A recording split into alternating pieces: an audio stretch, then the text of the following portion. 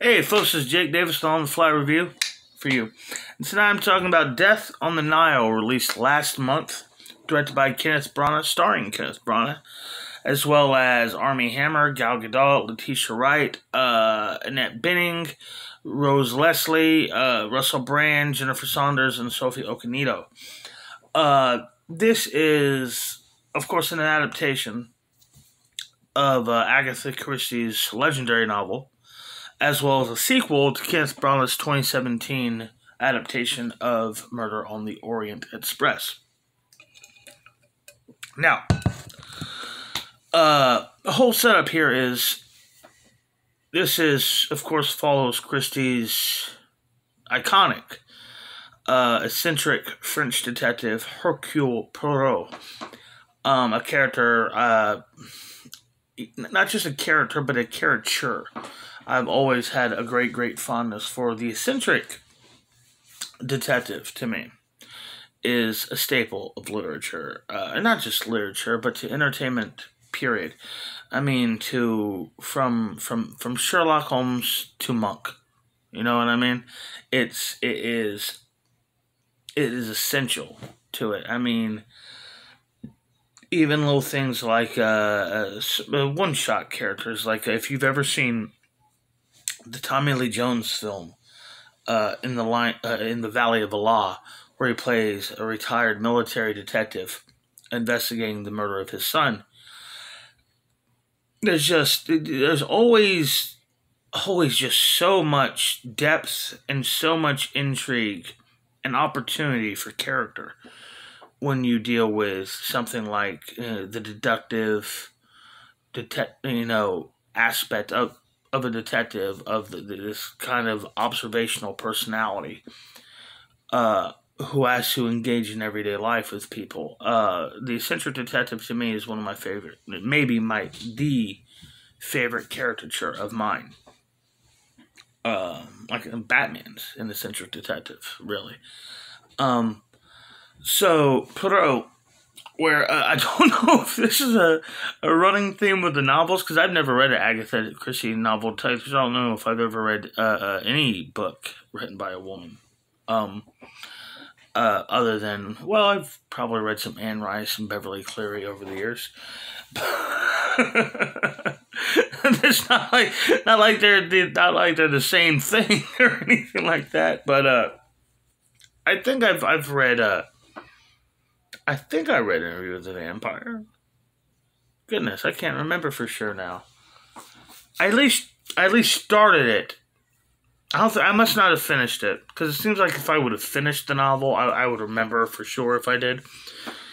Anyhow, so the whole setup here is, like I said, what I was going to say is, I don't know if it was a thing with the novels, but it seems like with the movies, Poirot always seems to get caught up in a murder investigation when he's on vacation, when he's trying to take a holiday. And that's, it kind of reminds me of John McClane. We never see this guy actually on the clock, you know what I mean? So Poirot is in Egypt, and he gets invited to kind of go along on this ferry to go down the Nile. Not a ferry, but a boat, a ship to go down the Nile. Called the Karnak. There's these newlyweds celebrating. They have a select group of people there, and they want Poirot to go along with them. Of course, while they're on the Nile, someone is murdered. And why in God's name would you murder somebody when Hercule Poirot is right fucking there?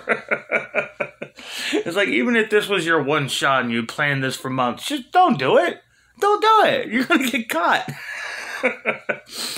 Anyhow, of course, the story unfolds. Poirot catches everybody after he gets everyone into a room together and lays out the whole thing, his suspicions and how they did it, and the bad guys never put up a fight. This is the like I said, never read a book, but I know how the genre unfolds here. Ultimately, I didn't enjoy this film as much as Murder on the Orient Express. I had never seen any version of the Death on the Nile before. I was definitely familiar with Murder on the Orient Express due to the terrific 1974 Academy Award-winning 1974 film starring Albert Finney.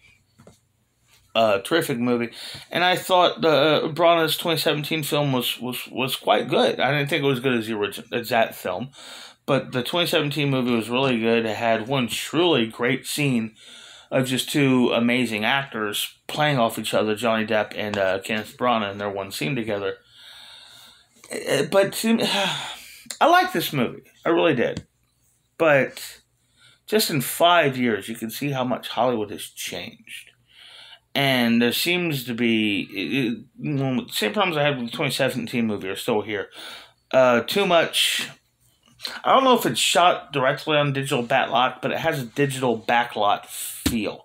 You know what I mean? And that was bad enough in a movie that took place, in the snow with a train. But now we're talking about, riverboat shit, man. This is, John Huston infamously put his entire crew in danger just so he could shoot in Africa on the Nile for it wasn't the Nile. It wasn't the Nile. Oh shit. Well, famously for the African Queen, he insisted the entire crew go out there, and Bogart just spent the whole shoot drunk, and he won an Oscar. Ultimately, I'm gonna give this movie 4 stars. I could tell that the story was altered in modernist ways. Okay, it just slaps in the face like a paintbrush, man. You can't hide it. You can adapt shit all you want, but just what you change for the sake of modern wokeness is not going to just bleed in. It's just not, unless you're smart about it. Like with Dune. Ultimately, yeah, I think this was an entertaining movie. It was okay. I enjoyed it. I really liked Kenneth Branagh as Hercule. I liked Gal Gadot in this. And then there's Annette Bening. I don't know if I've ever had a chance to talk about this on my channel before. I don't think so.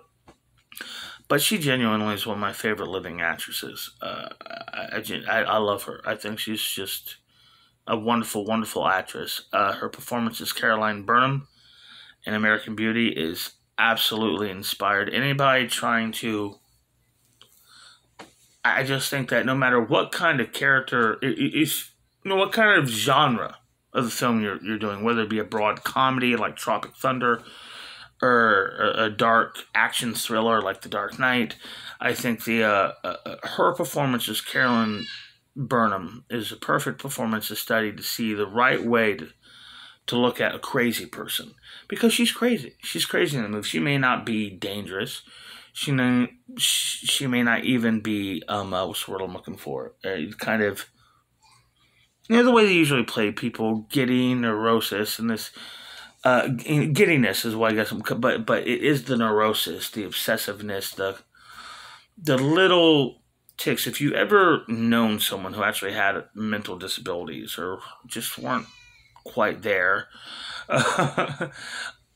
just so much realness came out of her performance in that movie, where at the same time she was very cinematic and even theatrical in her performance. It's brilliant work. It's masterful work. She's like, oh shit, man! I could do a little sub thing about her performance in that movie all by itself. To be honest with you, that's one of my, if I were to rank my top 10 all-time favorite movie performances, Annette Bening as Carolyn Burnham would probably be up there. She probably would make that top 10, even though personally, maybe I'll save that one for y'all. Anyhow, I hope y'all enjoyed this video. I'm Jake Davis, and I'll catch you on the fly.